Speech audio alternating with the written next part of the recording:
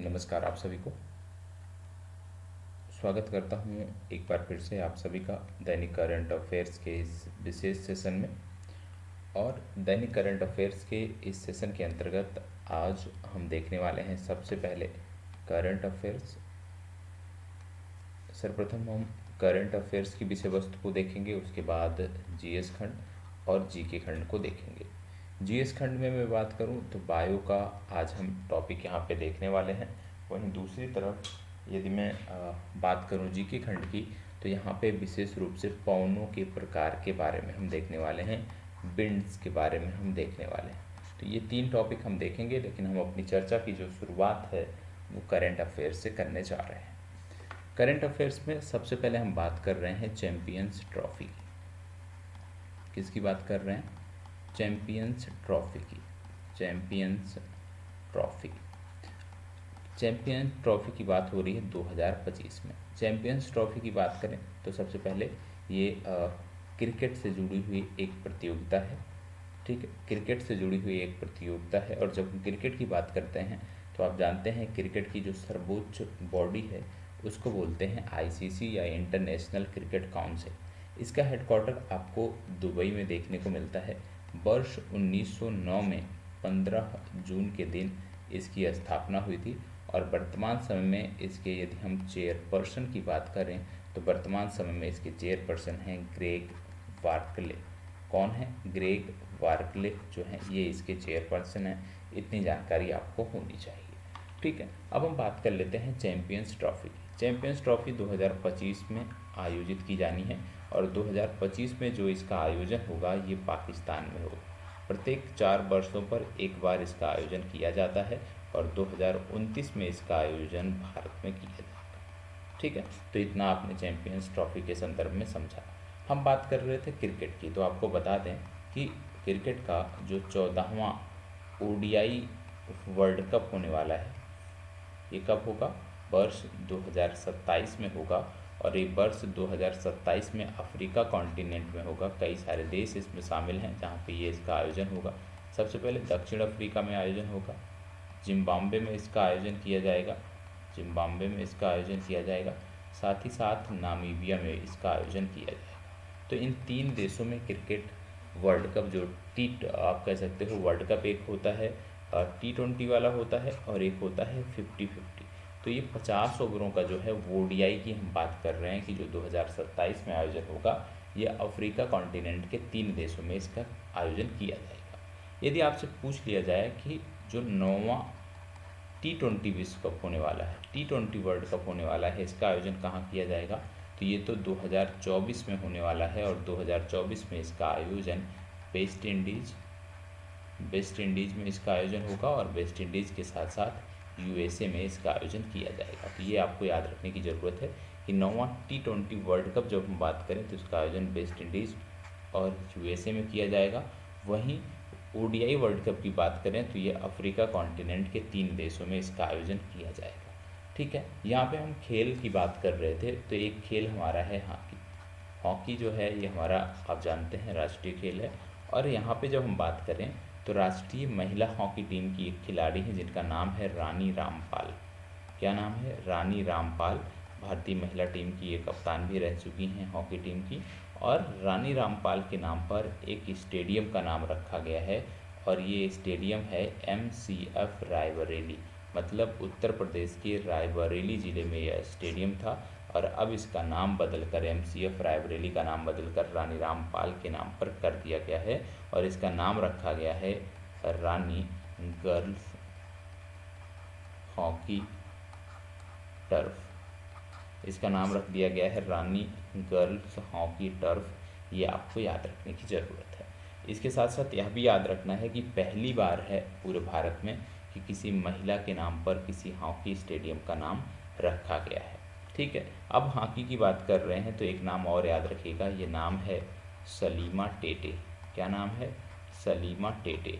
सलीमा टेटे भी राष्ट्रीय hockey team की महिला खिलाड़ी हैं। और इनको एशियाई हॉकी महासंघ जो है, एशियाई हॉकी महासंघ, एशियाई हॉकी महासंघ ने भारत के संदर्भ में इनको 2 वर्षों के लिए एथलीट एम्बेसडर चुना है।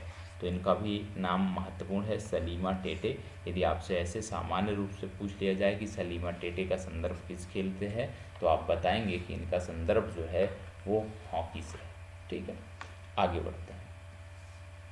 अगला जो टॉपिक है, अगला टॉपिक आपका संबंधित है थान थाई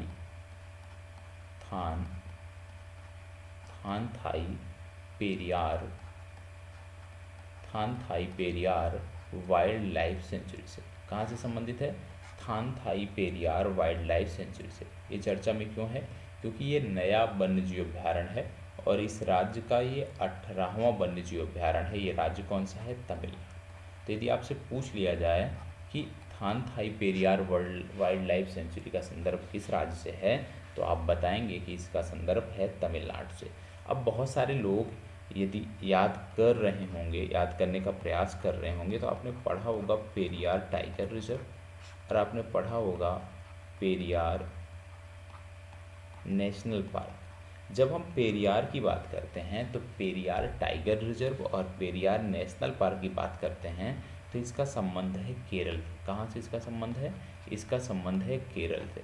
लेकिन जब Thanthai Periyar wildlife sanctuary की बात करेंगे तो आप बताएंगे तमिलनाडु। इसके साथ साथ आप जानते होंगे कि एक मुल्ला पेरियार डैम भी है। मुल्ला पेरियार डैम भी आपको देखने को मिलता है। और मुल्ला पेरियार डैम की जब बात करते हैं तो ये भी आपको केरल में देखने को मिलता है। केरल का एक ज़िला है इडुक्की। केरल के इडुक्की ज़िले में ये आपको देखने को मिलता है। और यह भी आपको याद रखने की ज़रूरत है कि यह पेरियार नदी से संबंधित है। किससे संबंधित है? पेरियार नदी से संबंधित है। पेरियार नदी है और एक है मुल्लायार नदी। मुल्लायार नदी, तो पेरियार नदी और मुल्लायार नदी के संगम पर यह डैम आपको देखने को मिलता है। इसके साथ साथ हम बात जब केरल की कर रहे हैं तो याद रखिएगा कि केरल ने अभी जो मनरेगा श्रमिक हैं उनके लिए एक कल्याण कोष बनाया है। तो ये भी याद रखने की ज़रूरत है कि केरल ने मनरेगा श्रमिकों के लिए एक कल्याण कोष बनाया है। यह भी आपको याद रखने की ज़रूरत है। इसके साथ साथ जब अभी हमने देखा मुल्ला पेरियार डैम के बारे में, हमने देखा कि केरल के इडुक्की जिला में पेरियार नदी और मुल्लायार नदी के संगम पर ये देखने को मिलता है। तो डैम से जुड़ी हुई, बांध से जुड़ी हुई एक जानकारी और याद रख लीजिएगा कि देश का पहला, भारत का पहला राष्ट्रीय बांध, भारत का पहला राष्ट्रीय बांध सुरक्षा केंद्र, भारत का पहला राष्ट्रीय बांध सुरक्षा केंद्र कहाँ पे संबंधित है? तो ये संबंधित है जयपुर से। याद रखिएगा, भारत का पहला राष्ट्रीय बांध सुरक्षा केंद्र ये जयपुर में स्थापित किया गया है। और जयपुर में एक है मालवीय राष्ट्रीय प्रौद्योगिकी संस्थान, मालवीय राष्ट्रीय प्रौद्योगिकी संस्थान, वहीं पर इसको स्थापित किया गया है। इसके साथ साथ आपको यह भी याद रखना है कि केरल भारत का पहला पूर्ण रूप से ई शासित, केरल भारत का पहला पूर्ण रूप से ई शासित राज्य है। यह भी फैक्ट याद रखने की आवश्यकता है। ठीक है, ये दूसरा टॉपिक था आज के करंट अफेयर्स का। दूसरे टॉपिक के बाद आगे बढ़ते हैं और करंट अफेयर्स में अगला फैक्ट देखते हैं। अगला फैक्ट है एक महिला थाना से जुड़ा हुआ, एक महिला थाना से जुड़ा हुआ। और इस जो ये महिला थाना है चर्चा में इसलिए है क्योंकि इसको ISO 9001 और 2015 सर्टिफिकेट प्रदान किया गया है। ये सर्टिफिकेट इस महिला थाना को प्रदान किया गया है। और याद रखिएगा ये भोपाल का महिला थाना है। कहाँ का है? भोपाल का महिला थाना। तो यदि आपसे पूछ लिया जाए कि किस महिला थाना को हाल ही में ISO 9001-2015 सर्टिफिकेट प्रदान किया गया, तो आप बताएंगे कि ये भोपाल का महिला थाना है। और भोपाल कहाँ पे है? मध्य प्रदेश की राजधानी है। और मध्य प्रदेश अभी क्यों चर्चा में था? क्योंकि यहाँ का एक जिला है सागर। सागर जो जिला है मध्य प्रदेश का, यहाँ पे भारतीय प्रधानमंत्री ने संत शिरोमणि गुरुदेव श्री रविदास जी, गुरुदेव श्री रविदास जी स्मारक की आधारशिला रखी है। तो यदि आपसे पूछ लिया जाए कि संत शिरोमणि गुरु श्री रविदास जी स्मारक की आधारशिला भारतीय प्रधानमंत्री ने किस राज्य में रखी, तो आप बताएंगे मध्य प्रदेश में। किस जिले में रखी, तो आप बताएंगे सागर। ठीक है, चलिए आगे बढ़ते हैं। अगला फैक्ट संबंधित है त्रिपुरा से, और ये बहुत महत्वपूर्ण है। महत्वपूर्ण इसलिए है क्योंकि भारत का पहला, याद रखिएगा, भारत का पहला रसद जल मार्ग और संचार स्कूल, रसद जल मार्ग और संचार स्कूल जो खोला गया है, ये त्रिपुरा में खोला गया है। तो भारत का पहला रसद जल मार्ग और संचार स्कूल कहाँ खोला गया, त्रिपुरा में खोला गया है। ये फैक्ट याद रखने की ज़रूरत है। अगला जो टॉपिक है हमारा वो है एक जिला एक खेल। एक योजना शुरू की गई है जिसका नाम रखा गया है एक जिला एक खेल योजना। एक जिला एक खेल योजना, एक जिला एक खेल योजना को शुरू किया है उत्तर प्रदेश सरकार ने। ठीक है, याद रखिएगा, उत्तर प्रदेश सरकार ने इसकी शुरुआत की है, एक जिला एक खेल। और आपको बता दें कि उत्तर प्रदेश ने अभी हाल ही में 7वां यूपी दिवस मनाया था। और 7वां जो यूपी दिवस में इन्होंने मनाया, कब मनाया, 24 जनवरी को मनाया। और याद रखिएगा, पहली बार यूपी दिवस मनाने की जो चर्चा हुई वो 2018 में प्रारंभ हुई। मतलब पहली बार यूपी दिवस 2018 में मनाया गया। यूपी का एक और प्रोग्राम आपको याद रखने की ज़रूरत है जिनका नाम है आरोहिणी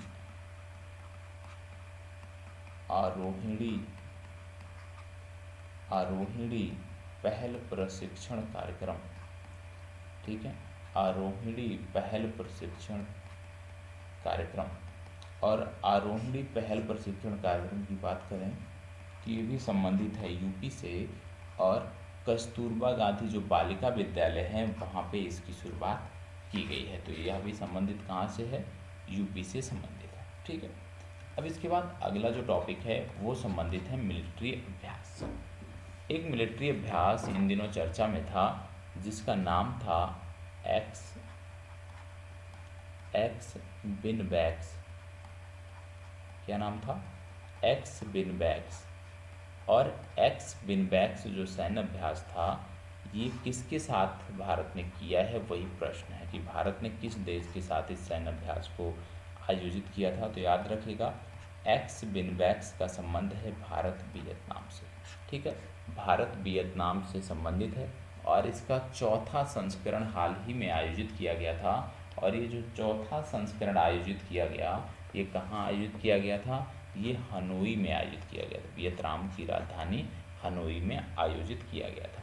इसके साथ साथ और कौन से सैन्य अभ्यास आपको याद रखने हैं, पहला सूर्य किरण याद रखना है। सूर्य किरण भारत और नेपाल के साथ किया जाने वाला सैन्य अभ्यास है। इसके साथ साथ ऑस्ट्रा हिंद भारत और ऑस्ट्रेलिया के बीच आयोजित किया जाने वाला सैन्य अभ्यास है। फिर बात आता है काजिंद सैन्य अभ्यास की जब बात करते हैं तो भारत कजाकिस्तान। इसके बाद बोंगो सागर आप याद कर सकते हो, बोंगो सागर नामक जो सैन्य अभ्यास है ये भारत बांग्लादेश से संबंधित है। इसके साथ साथ हरिमऊ शक्ति आप याद रख सकते हो, हरिमऊ शक्ति नामक जो सैन्य अभ्यास है भारत और मलेशिया के बीच है। इसके बाद आप याद कर सकते हो सिम्बेक्स जो सैन्य अभ्यास है भारत और सिंगापुर के बीच है। मालाबार आप याद रख सकते हो, मालाबार की जब बात करें बहुराष्ट्रीय सैन्य अभ्यास है जिसमें इंडिया, जापान, ऑस्ट्रेलिया और यूएसए भाग लेते हैं। ठीक है, इसके बाद एक और सैन्य अभ्यास है जिसको बोलते हैं नोमैडिक एलिफेंट नामक सैन्य अभ्यास भारत मंगोलिया के साथ करता है। किसके साथ करता है, मंगोलिया के साथ करता है। एकुबेरिन यदि आपसे पूछ लिया जाए एकुबेरिन नामक सैन्य अभ्यास, तो एकुबेरिन नामक सैन्य अभ्यास हम मालदीव के साथ करते हैं। तो ये कुछ प्रमुख सैन्य अभ्यास थे जिसके बारे में मैंने आपको बताया। इनके बारे में बेसिक जानकारी आपको होनी चाहिए। तो करंट अफेयर्स में आज बहुत ही छोटे छोटे टॉपिक थे, बहुत ज़्यादा कुछ था नहीं। अब इसके बाद हम बढ़ते हैं अपने तो अब सबसे महत्वपूर्ण खंड में, और सबसे महत्वपूर्ण खंड जो इस समय चल रहा है वो है जीके। तो हम अब जीके खंड में पहुंचते हैं।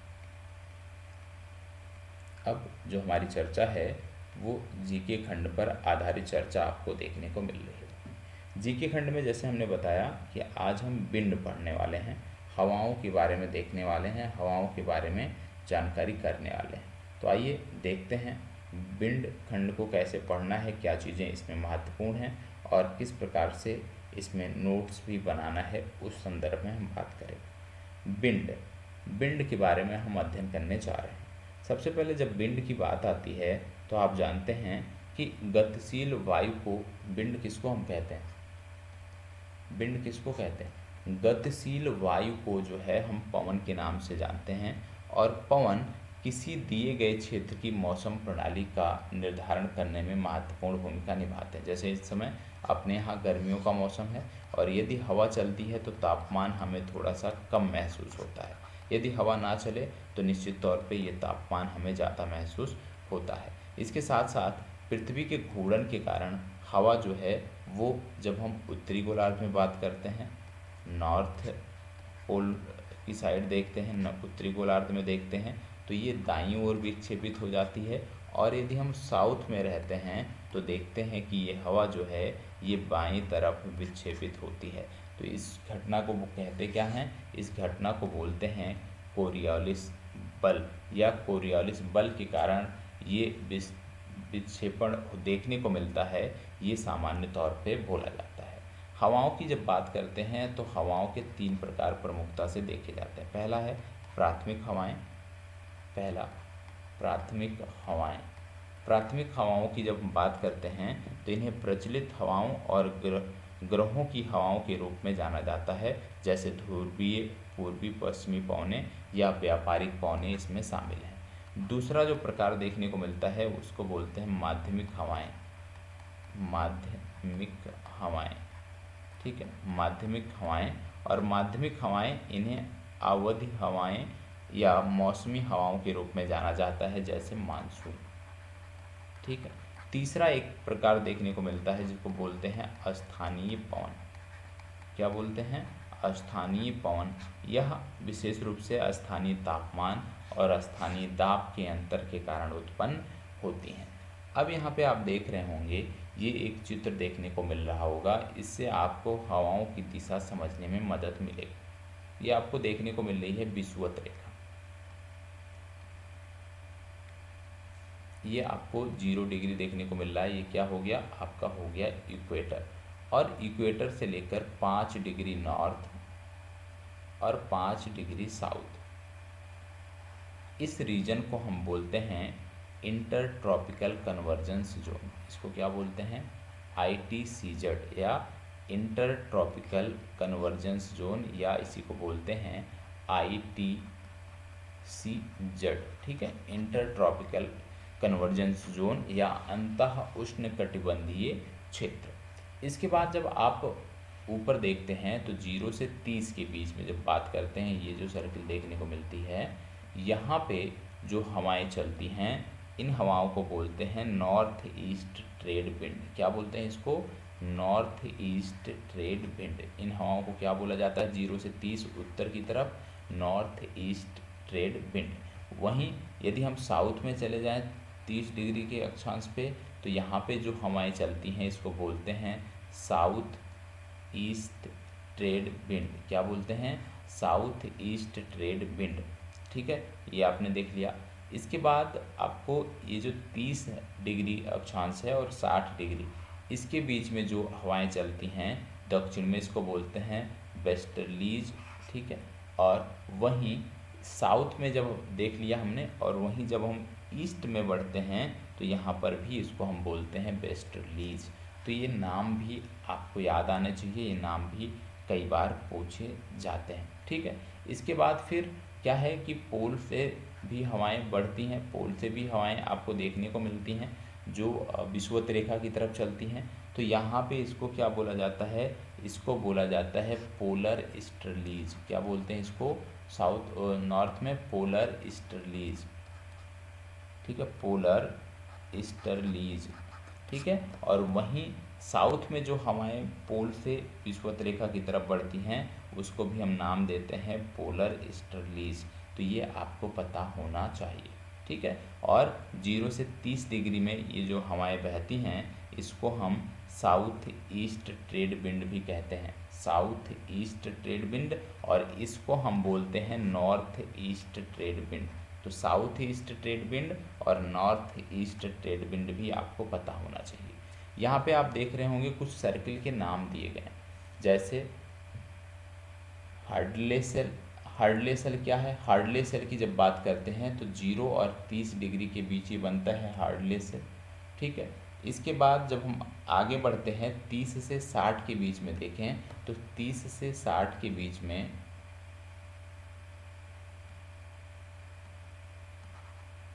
30 से 60 के बीच में 1 मिनट,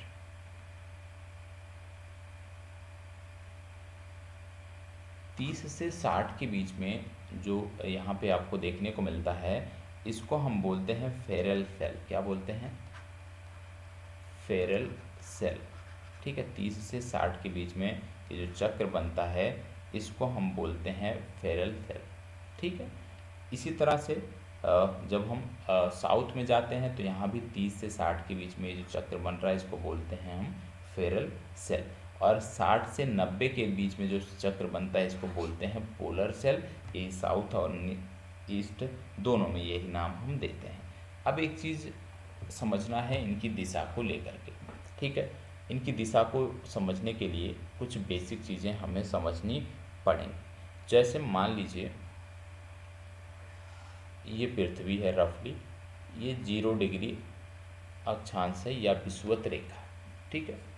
अब क्या होगा कि मान लो सूर्य की लाइट जो है ये विषुवत रेखा पर ऐसे पड़ रही, सूर्य की किरणें विषुवत रेखा पर ऐसे पड़ रही हैं। अब अगर सूर्य की किरणें यहाँ पे पड़ रही हैं तो क्या होगा, ये एरिया जहाँ पे सूर्य की किरणें पड़ रही हैं ये गर्म होगा, गर्म होगा। और जब ये एरिया गर्म होगा जहाँ पे सूर्य की किरणें लंबवत पड़ रही हैं तो क्या होगा, ये गर्म होगा। तो गर्म होने पे क्या होता है, हवाएं जो हैं ये ऊपर की तरफ उठती हैं। गर्म होने पे क्या होता है, हवाएं ऊपर की तरफ उठती हैं। क्यों ऊपर की तरफ उठती हैं? क्योंकि जैसे जैसे ये भाग गर्म होता है तो हवाएं ऊपर उठती हैं। क्यों? क्योंकि गर्म होने पर ये हल्की हो जाती हैं, हवाएं गर्म होने पर हल्की हो जाती हैं और ये ऊपर उठती हैं। और जब हवाएं इस रीजन से ऊपर उठेंगी, क्योंकि हल्की हो रही हैं होने के बाद ऊपर उठती हैं, तो यहाँ पे क्या है, पहले यहाँ पे कौन सा जोन क्रिएट हो रहा है, यहाँ पे लो प्रेशर का जोन क्रिएट हो रहा है, निम्न दाब का क्षेत्र बन रहा है। क्यों? क्योंकि यहाँ पे ताप क्या है, ज़्यादा है, हाई टेम्परेचर है, ठीक है। और हाई टेम्परेचर के कारण हवाएं ऊपर उठ रही हैं जिससे निम्न दाब की स्थिति यहाँ पे बन रही है। वहीं दूसरी तरफ जब हम बात करें कि ये हवाएं जो ऊपर उठेंगी, ठीक है, ये विषुवत रेखा पे बात कर रहे हैं, हवाएं ऊपर उठेंगी और ये पोल हैं आपके, ठीक है।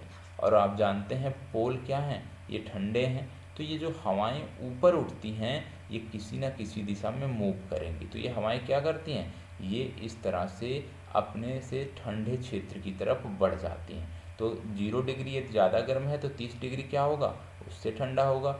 60 डिग्री अक्षांश पे जाएंगे तो और भी ठंडा होगा। और 90 पे यदि हम चले जाएंगे पोल पे तो आप जानते हैं यहाँ बर्फ पर बर्फ देखने को मिलती है, जमी रहती है। तो ये क्या है, जो हवाएं यहाँ से उठी थी ये ऊपर उठ गई हल्की होने के कारण। अब ये जैसे जैसे 30 डिग्री अक्षांश की तरफ बढ़ती हैं ये ठंडी होती जाती हैं।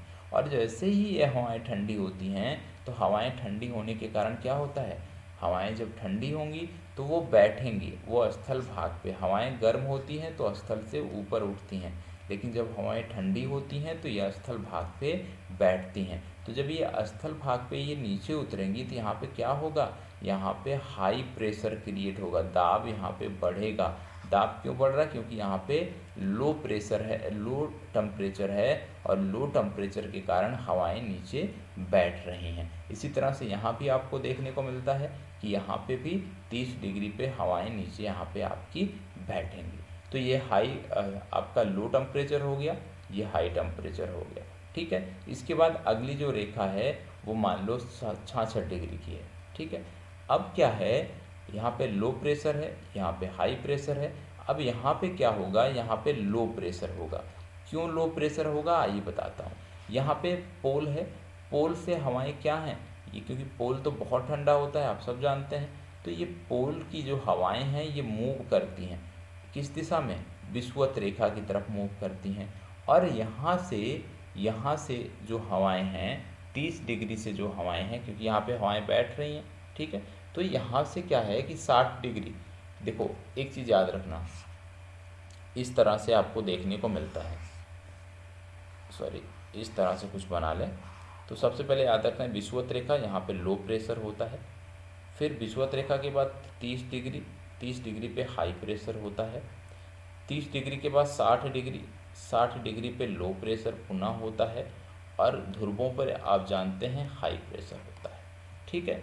अब ये हाई प्रेशर है ना, हाई प्रेशर है और ये लो प्रेशर है।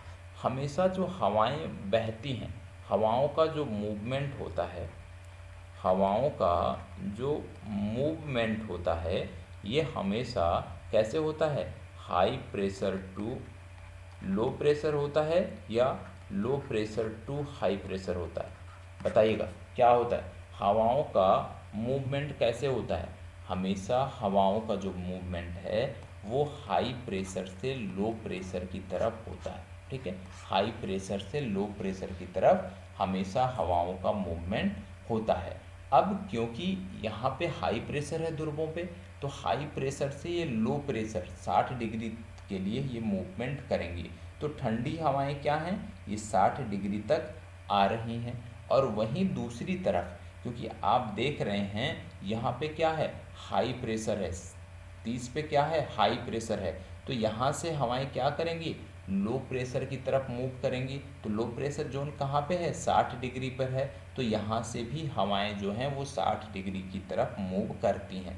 लेकिन यहाँ से जो हवाएं आ रही हैं ये ज़्यादा ठंडी होती हैं, और उसी के कारण जो है ये जो हवाएं हैं, ये जो ज़्यादा ठंडी हवाएं हैं ये यहाँ पे टकराती हैं, और टकराने के बाद जो है यहाँ पे बैठती हैं, और इसी के कारण आपको ये रीजन देखने को मिलता है। तो आपने क्या समझा अभी तक, सबसे पहले आपने समझा कि ये आपका है विषुवत रेखा, मान लो ये आपकी सर्कल है, ठीक है, ये विषुवत रेखा है आपकी 0 डिग्री, और 0 डिग्री हमने बताया कि यदि सूर्य यहाँ पे चमक रहा है तो ये क्या होगा, ये लो प्रेशर का एरिया होगा, क्योंकि हवाएं यहाँ से ऊपर उठेंगी।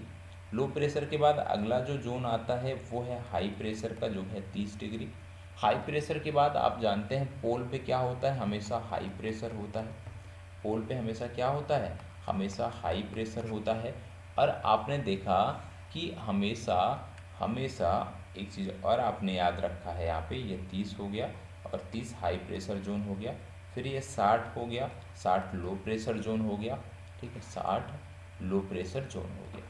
अब आपने देखा कि हवाएं जो हैं ये हाई प्रेशर से लो प्रेशर की तरफ मूव करती हैं, ठीक है, हवाएं हाई प्रेशर से लो प्रेशर की तरफ मूव करती हैं। तो सबसे पहले आपने देखा कि ये जो लो प्रेशर जोन है, ठीक है, यहाँ पे दाब क्या है, कम है, यहाँ पे दाब क्या है, कम है, और क्योंकि हवाएं यहाँ से क्या है, ऊपर उठ रही हैं, तो कुछ इस तरफ चली जा रही हैं, कुछ इस तरफ चली जा रही हैं, ठीक है, हवाएं ऊपर उठती हैं, ऊपर उठने पे क्या है, हवाएं गर्म होती हैं, ऊपर उठने पे हवाएं धीरे धीरे ठंडी होती जाती हैं, और जब ठंडी होती जाती हैं तो ये बैठती हैं कहाँ पे, हाई प्रेशर जोन पे ये बैठेंगी, तो यहाँ यहाँ क्या है, जाके ये बैठ जा रही हैं। और दूसरी तरफ ध्रुवों पे क्योंकि हाई प्रेशर है, और ध्रुव से जैसे ही आप विषुवत रेखा की तरफ बढ़ते हो तो यहाँ पे आपको लो प्रेशर जोन देखने को मिल रहा है, तो यहाँ से ध्रुवों से हवाएं भी इस तरफ मूव करती जाती हैं। तो इस तरह से आपको ये विभिन्न जोन देखने को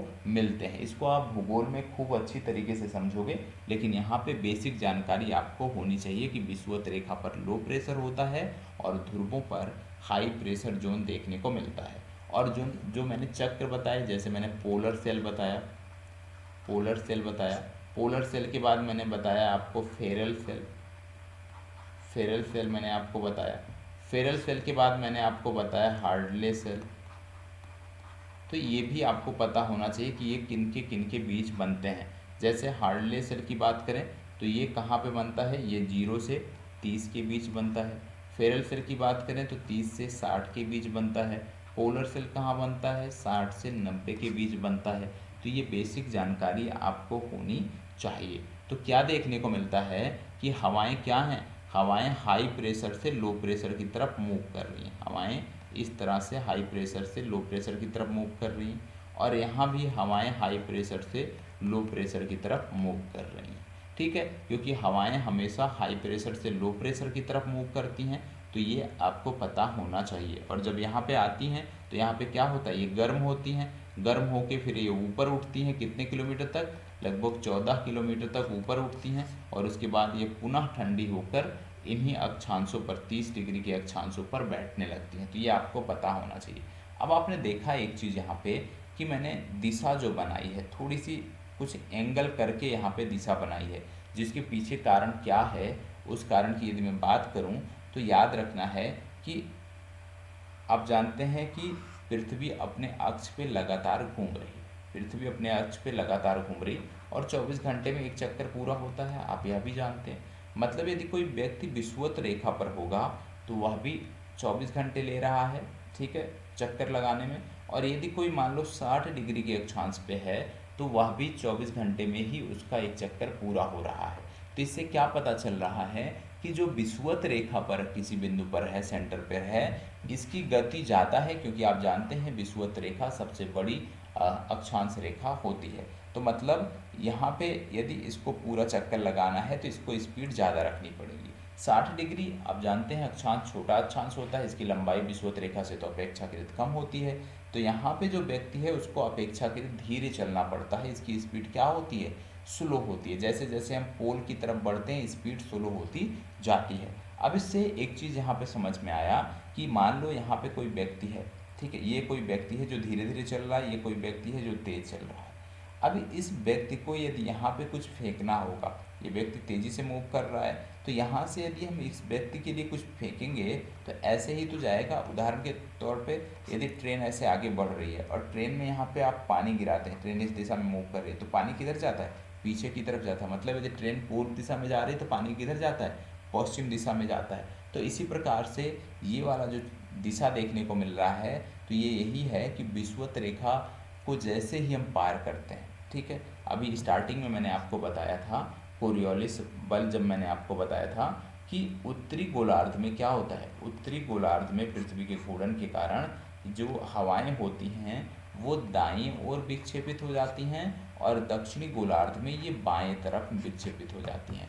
तो क्योंकि ये उत्तरी गोलार्ध में आप देख रहे हो, उत्तरी गोलार्ध में ये दाहिने तरफ विक्षेपित हो जा रही हैं, और जब दक्षिणी गोलार्ध में आप देखते हो तो ये बाएं तरफ विक्षेपित हो जा रही हैं। इतना आपको समझना है, इतना आपको जानना है, ठीक है। तो बेसिक जानकारी जो थी वो आपने देख लिया, ठीक है। अब इसमें आपने सारे चक्र के बारे में देख लिया, ठीक है। अब एक चीज़ और याद रखना है, यहाँ पे जैसे मैंने बताया कि ये वाला क्या है, ये वाला है south east trade wind. South east trade wind क्यों बोलते हैं हम इसको? क्योंकि ये आ कहाँ से रही है? साउथ से आ रही है, और साउथ के साथ साथ और किस दिशा से आ रही है? ईस्ट से आ रही है, इसलिए इसको साउथ ईस्ट बोलते हैं। ये किधर से आ रही है? नॉर्थ से आ रही है, और किधर से आ रही है? ईस्ट से आ रही है, इसलिए इसको नॉर्थ ईस्ट ट्रेड विंड बोलते हैं। ये भी आपको याद रखने की आवश्यकता है। अब इसमें कई सारे सेल होते हैं, जैसे अभी आपने देखा फेरल सेल देखा, हेडले सेल देखा, ठीक है, पोलर सेल देखा। ये होते क्या हैं इनको हम देख लेते हैं। सबसे पहले एक चीज़ और यहाँ पे याद रखने की ज़रूरत है। एक शब्द आता है डोल ड्रम, एक शब्द आता है डोल ड्रम, ठीक है। डोल ड्रम क्या होता है ये आप बताएंगे कमेंट बॉक्स में, बाकी चीज़ें मैं आपको बता देता हूँ। जैसे हेडले सेल मैंने आपको बोला था, हेडले सेल क्या है इसके बारे में। हेडले सेल विशेष रूप से आप कह सकते हैं कि सिर्फ और सिर्फ इतना याद रखो कि उत्तर और दक्षिण में विषुवत रेखा से 30 डिग्री के अक्षांश पे जो चक्र बनता है उसको बोलते हैं हेडले सेल। फेरल सेल क्या है? उत्तर और दक्षिण दोनों दिशाओं में 30 से 60 डिग्री अक्षांश के बीच जो सेल बनता है उसको हम बोलते हैं फेरल सेल, ठीक है। और तीसरा आपका आ गया पोलर सेल, परीक्षा में पूछा जाता है। तो पोलर सेल क्या हो गया? 60 से 90 डिग्री अक्षांश पे जो सेल बनता है, जो चक्र बनता है, उसको हम बोलते हैं पोलर सेल। व्यापारिक हवाएं क्या होती हैं? एक शब्द होता है ट्रेड विंड। व्यापारिक हवाएं क्या होती हैं?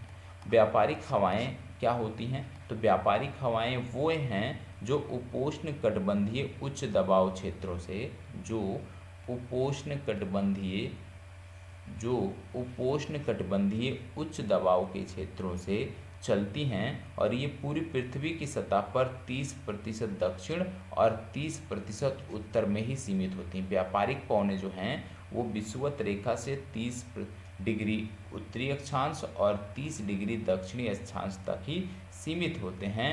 इनको हम व्यापारिक पवनों का नाम देते हैं। ठीक है। इसके साथ साथ आज बात आती है ध्रुवीय पूर्वी हवाओं। ध्रुवीय पूर्वी हवाओं की जब बात करते हैं तो ये बहुत ही शुष्क ठंडी प्रचलित हवाएं हैं जो उत्तर पूर्व में दक्षिण पश्चिम दिशा में और उत्तरी गोलार्ध में दक्षिण पूर्व से उत्तर पश्चिम दिशा में ये बहती हैं।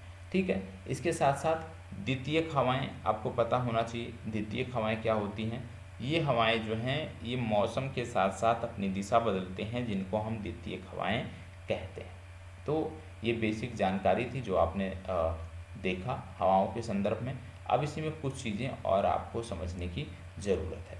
दूसरा जब आप देखते हैं द्वितीयक हवाओं के बारे में। द्वितीयक हवाएं, पहला प्राथमिक हवाएं देख लिया आपने, अब हम बात कर रहे हैं द्वितीयक हवाओं की।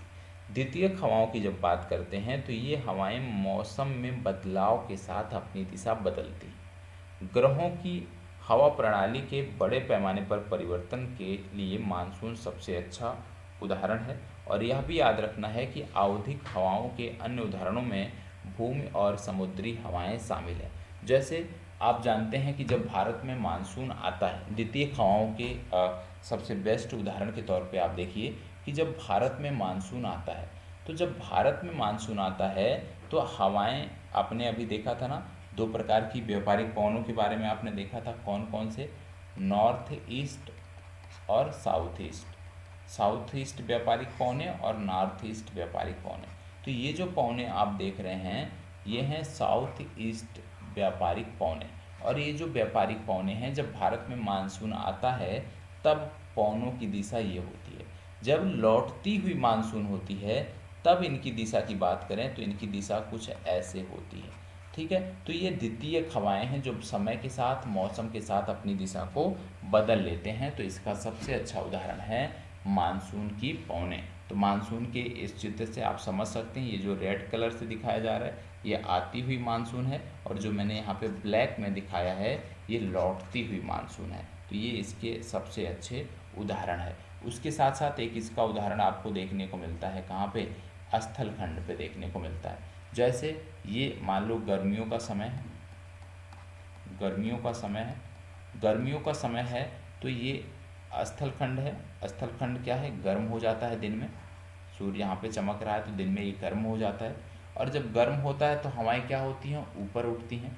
ऊपर उठने के बाद जैसे ही ये हवाएं ऊपर उठती हैं, क्योंकि बगल में क्या है? समुद्र है, तो समुद्र में ठंडी हवाएं चलती रहती हैं। तो जैसे ही ये हवाएं उठती हैं ऊपर, मतलब यहाँ पे लो प्रेशर क्रिएट होता है, तुरंत इस लो प्रेशर का स्थान लेने के लिए समुद्र से हवाएं इस दिशा में चल बैठती हैं और यहाँ पे फिर से जो है हाई प्रेशर जोन बन जाता है। फिर थोड़ी देर में ये हवाएं गर्म होती हैं, ऊपर उठती हैं और ये चक्र चलता रहता है और यही चक्र रात में बदल जाता है।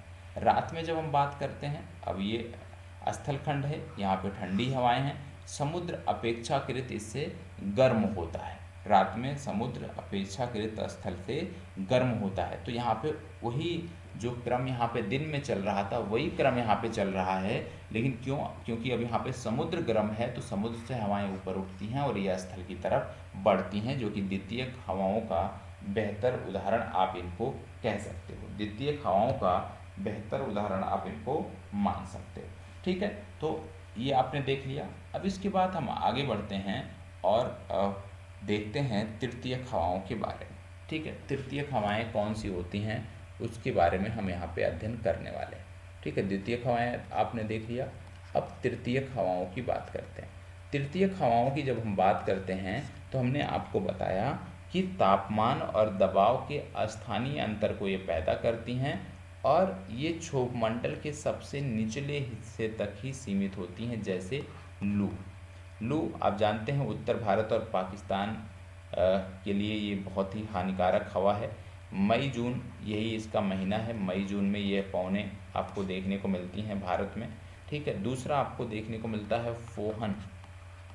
फोहन फोहन जो है ये विशेष रूप से लाभकारी हवा है और ये आल्प्स के पर्वतों में आपको देखने को मिलती है। आल्प्स के पर्वतों में ये हवा बहती है। फिर एक हवा है चिनूक।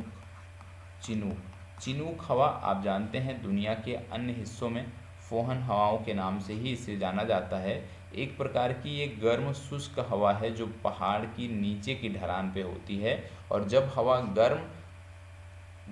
गर्म हवा अपनी नमी खो देती है तो आप इसको कहते हैं। इसके साथ साथ यह कनाडा में विशेष रूप से हवाएं प्रशांत तट से निकलती हैं।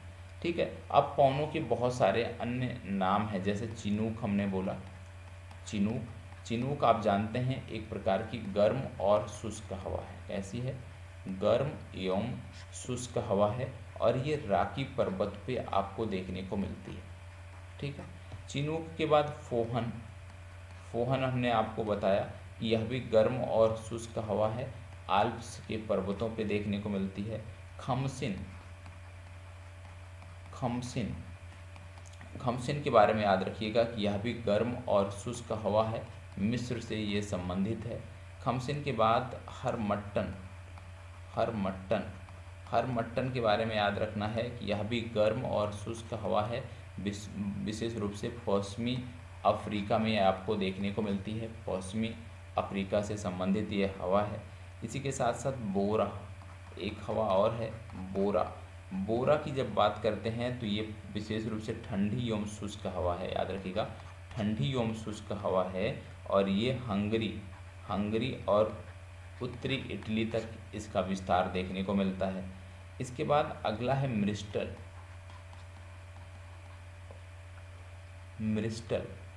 म्रिस्टल जो हवा है ये विशेष रूप से ठंडी हवा है, ये फ्रांस में आल्प्स के पर्वतों पर देखने को मिलती है। इसके बाद अगला देखने को मिलता है नॉर्वेस्टर ये आपको गर्म हवा है और ये विशेष रूप से न्यूजीलैंड में देखने को मिलती है। ठीक है, इसके साथ साथ आपको याद रखना है एक और हवा बहुत पूछा जाता है, सांता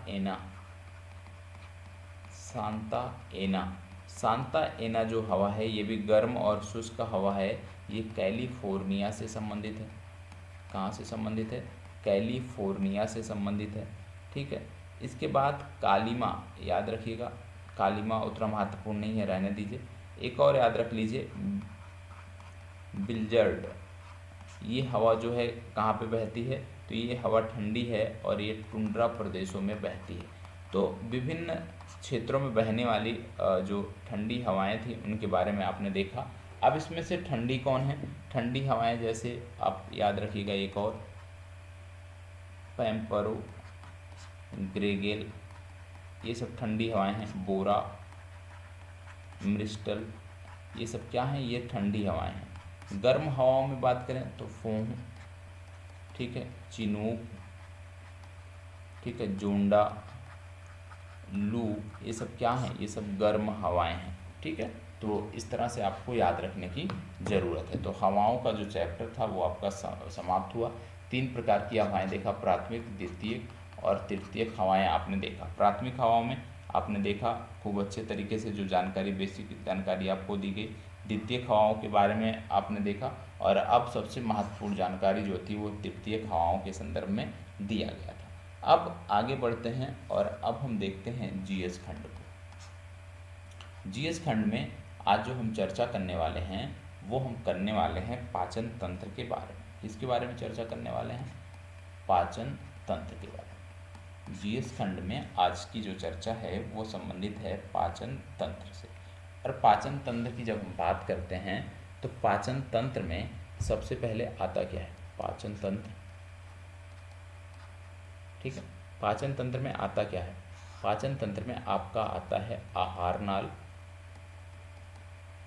ठीक है, और क्या आता है? सहायक ग्रंथियां। सहायक ग्रंथि, आहार नाल और सहायक ग्रंथियां इसमें आती हैं। ठीक है, अब आहार नाल हो गया। सहायक ग्रंथियों में क्या हो गया, जैसे लार ग्रंथियाँ हो गई, लार ग्रंथियाँ होंगी। लार ग्रंथियों के साथ साथ जैसे लीवर आपका हो गया, ठीक है, या यकृत हो गया, इसी को बोलते हैं। और पैनक्रियाज हो गया, पैनक्रियाज या अग्नाशय, ठीक है, पैनक्रियाज या अग्नाशय, ये सब क्या हैं, सहायक ग्रंथियाँ हैं। आहार नाल की जब हम बात करते हैं तो सबसे पहले बात आती है माउथ की।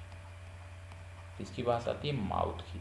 और जब माउथ की बात आती है तो माउथ में होता क्या क्या है, माउथ में होता है टीथ, और क्या होता है, टंग, ठीक है, टीथ और टंग, इसका संबंध है दांत से और इसका संबंध है जीभ से। तो दो चीज़ें आपको माउथ में देखने को मिलती हैं। सबसे पहले हम देखते हैं टीथ के बारे में। टीथ के बारे में, टीथ के बारे में जब हम देखते हैं तो इसके चार प्रकार देखने को मिलते हैं, इंसीजर, कैनाइन, प्रीमोलर और मोलर। इंसीजर को हम क्या बोलते हैं, इसको बोलते हैं पहले प्रकार को कृंतक, ठीक है। दूसरे को हम क्या बोलते हैं, कैनाइन को हम क्या बोलते हैं, रदनक, ठीक है। और प्रीमोलर को क्या बोलते हैं, अग्र चर्वणक, और मोलर को हम क्या बोलते हैं, चर्वणक, ठीक।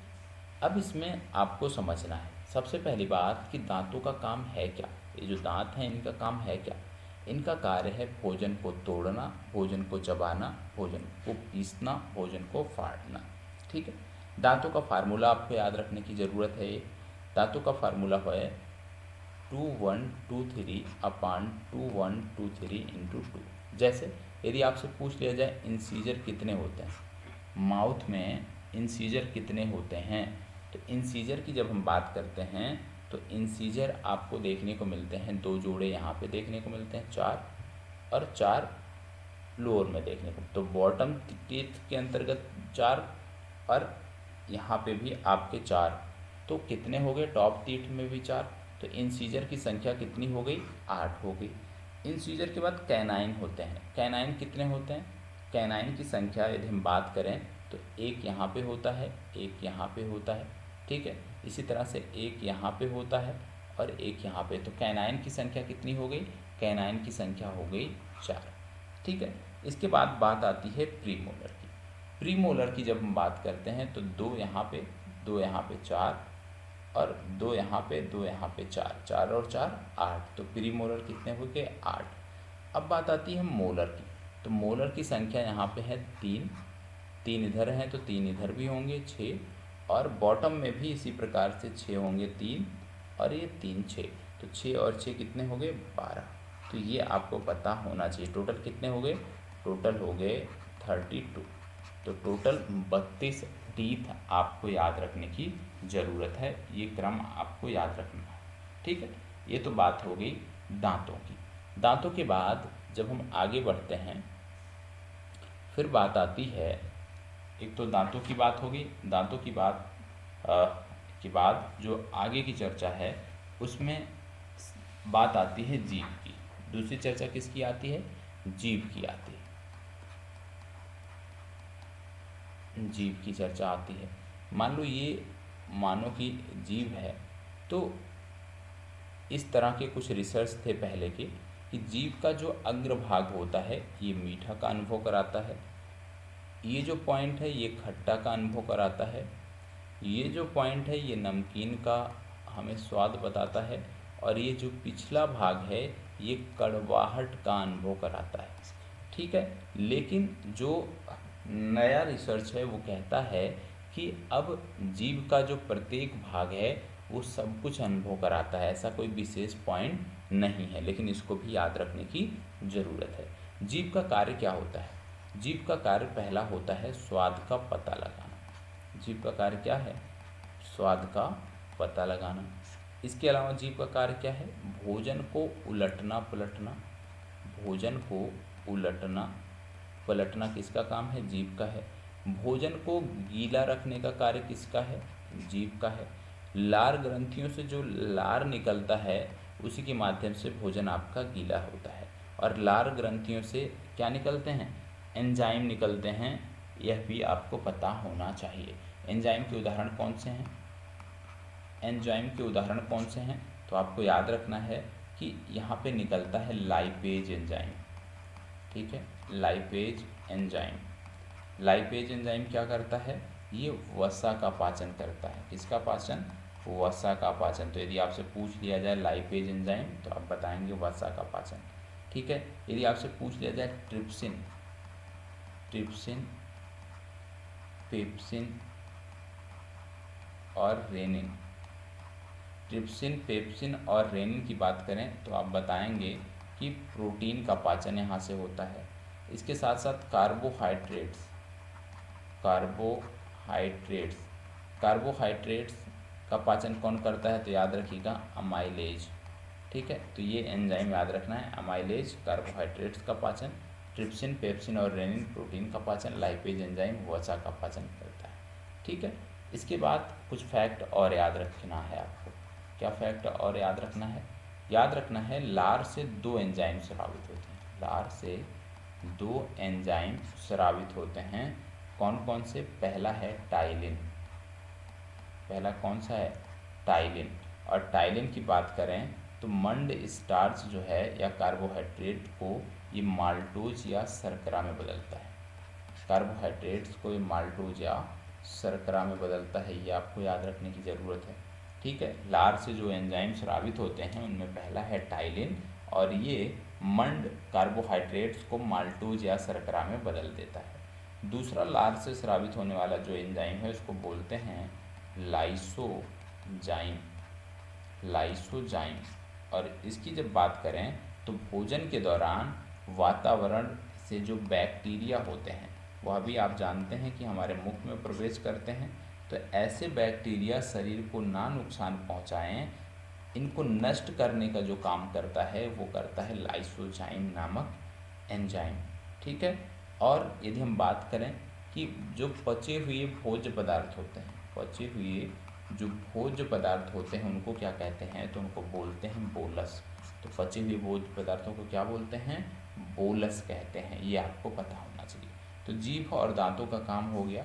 जीभ और दांतों के बाद जो भोजन है वो ग्रसनी में जाता है। कहाँ पे जाता है, भोजन कहाँ जाता है, भोजन पहुँच जाता है ग्रसनी में। और ग्रसनी में भोजन का पाचन नहीं होता है। ग्रसनी में क्योंकि कोई एंजाइम नहीं पाया जाता है इसलिए यहाँ पे भोजन का पाचन नहीं होता है। जो ग्रसनी होती है, मान लो ये ग्रसनी है, यहाँ पे भोजन आ गया और यहाँ पे भोजन का पाचन तो होता नहीं है, तो यहाँ से क्या है कि 2 प्रकार की पाइप जुड़ी होती है। ठीक है, एक को बोलते हैं वायु नली या विंड पाइप और दूसरे को क्या बोलते हैं, इसको बोलते हैं ओसोफेगस, ओसोफेगस। और ये भोजन नली होती है। ठीक है, अब यहाँ पे क्या है कि यहाँ भी पाचन नहीं होता है। ठीक है, यहाँ भी पाचन नहीं होता है। यहाँ पे क्या होगा, भोजन क्या है कि इसमें नहीं जाएगा, इस पर प्रवेश नहीं करेगा विंड पाइप में, ये फूड पाइप में प्रवेश करता है। और फूड पाइप में भी भोजन का पाचन नहीं होता बल्कि यहाँ पे भोजन का मूवमेंट होता है। ठीक है, और इस मूवमेंट को हम कहते क्या हैं, पेरिस्टैलेटिक मूवमेंट, पेरिस्टैलेटिक मूवमेंट या क्रमाकुंचन गति, क्रमाकुंचन गति। तो क्रमाकुंचन गति होता है यहाँ पे, जिससे भोजन का मूवमेंट होता है, पेशियों में संकुचन होता है और यहाँ से भोजन जो है वो सीधे आमाशय में पहुँच जाता है। ठीक है, भोजन विंड पाइप में प्रवेश क्यों नहीं करता, क्योंकि यहाँ पे एक ढक्कन नुमा संरचना होती है जिसको हम बोलते हैं एपिग्लोटिस। ठीक है, एपिग्लोटिस नामक एक संरचना होती है, ढक्कन होता है जिससे ये भोजन विंड पाइप में नहीं जाता है। अब भोजन आमाशय में आ गया, तो मान लो ये आपका है आमाशय। अब भोजन क्या है कि आमाशय में आ गया है, तो आमाशय के अंतर्गत ऐसे कुछ इस तरह के आप कह सकते हैं, मान लो ये आमाशय है तो कुछ इस तरह से बॉक्स बने होते हैं जिसको बोलते हैं श्लेष्म ग्रंथि। क्या बोलते हैं, श्लेष्म ग्रंथि। इसको क्या बोलते हैं, श्लेष्म ग्रंथि या म्यूकस ग्लैंड, म्यूकस ग्लैंड या श्लेष्म ग्रंथि। अब आमाशय के चारों तरफ ये जो श्लेष्म ग्रंथि होती है जिसमें म्यूकस भरा रहता है, एक चिपचिपा पदार्थ भरा रहता है, यह क्या करता है, ये जो चिपचिपा पदार्थ है ये आमाशय की जो आप कह सकते हो सतह है उसको जलने से बचाता है। क्योंकि आमाशय में पाया क्या जाता है, आमाशय में होता है डायल्यूट HCl, और क्या होता है रेनिन, और क्या होता है पेप्सिन। तो क्योंकि आमाशय में डायलूट HCl होता है, डायलूट HCl से जो आमाशय है वो क्षतिग्रस्त ना हो, इसके लिए ये जो म्यूकस ग्लैंड है ये यहाँ पे होती है, जो इसको ठंडा, आमाशय की दीवारों को ठंडा रखती है या उस डायलूट HCl के डायरेक्ट संपर्क में आने से बचाती है। ठीक है, तो ये चीज़ें होता है। अब आमाशय में यदि भोजन आ गया तो आमाशय का कार्य क्या है, आमाशय का पहला कार्य है भोजन को अम्लीय बनाना। क्या कार्य है, भोजन को अम्लीय बनाना। दूसरा, बाह्य रोगाणुओं को नष्ट करना, बाह्य रोगाणुओं को नष्ट करना। तीसरा, एंजाइम जो हैं उनको सक्रिय करना, एंजाइम सक्रिय करना। और यह भी याद रखना है कि जैसे रेनिन और पेप्सिन की हमने बात किया है, तो रेनिन जो है विशेष रूप से जो माँ के दूध पर आश्रित बच्चे होते हैं उनमें दुग्ध प्रोटीन का पाचन करता है। किसका पाचन करता है, दुग्ध प्रोटीन का पाचन करता है। और पेप्सिन क्या करता है, ये वयस्कों में प्रोटीन का पाचन करता है। ठीक है, तो रेनिन और पेप्सिन दोनों के बारे में पता होना चाहिए कि रेनिन का क्या कार्य है और पेप्सिन का क्या कार्य है, ये आपको पता होना चाहिए। अब आमाशय में जो पचा हुआ भोजन होता है, आमाशय है, आमाशय में अभी जो पचा हुआ भोजन है इसको क्या कहते हैं, इसको हम बोलते हैं काइम। क्या बोलते हैं, काइम बोलते हैं। अगला स्टेप क्या होता है, नेक्स्ट स्टेप आपका होता है कि भोजन अब आमाशय से निकलकर ये छोटी आंत में जाता है। कहाँ जाता है, छोटी आंत में जाता है। और छोटी आंत की जब बात करते हैं तो इसके 3 भाग होते हैं जिसकी चर्चा हम कल करेंगे, और कल यहीं से हम चीज़ों को आगे बढ़ाएंगे। ठीक है, कल इसकी चर्चा हम करेंगे क्योंकि अभी लंबा है, तो यहाँ पे हम चीज़ों को समाप्त नहीं कर पाएंगे आज के टाइम में, तो इसकी चर्चा हम कल करेंगे। तो कल भोजन छोटी आंत में पहुंच चुका है, छोटी आंत से आगे की जो चर्चा है वो कल के सेशन में देखने को मिलेगी। अब आज का सेशन कैसा लगा है प्लीज़ कमेंट बॉक्स में ज़रूर बताइएगा। धन्यवाद बहुत बहुत।